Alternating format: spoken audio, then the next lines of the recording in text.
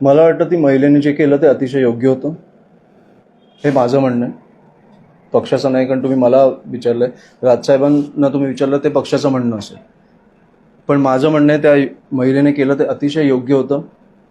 तुम्ही 3 तास ट्रॅफिक अडवून कुठचंही आंदोलन घेणं, आणि पहिली गोष्ट, तुम्ही जेव्हा आंदोलन घेता, मी त्या आंदोलनाच्या जो हेतू आहे त्याच्याच विरोधात आहे. एक हेतू असतो आंदोलनाचा की तुम्ही लोकांसाठी आंदोलन घेताय. जेव्हा राजसाहेब आंदोलन घेतात तेव्हा त्याच्यात महाराष्ट्र सैनिक पण असतात, पण महाराष्ट्राची एक जनता पण असते.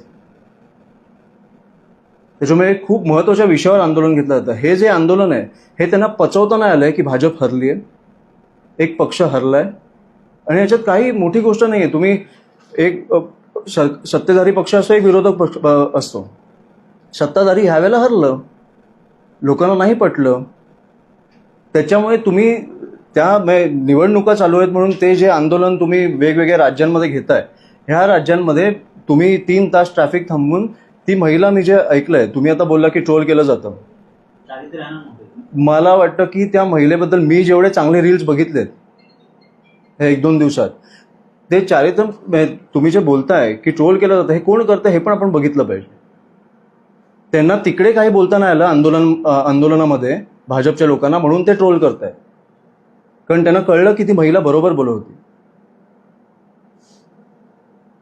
हे आपण बघितलं पाहिजे की कोण ट्रोल करतंय. पण मी जे चांगले व्हिडिओज बघतोय, अशा वेळेला ती बरोबर बोलत होती.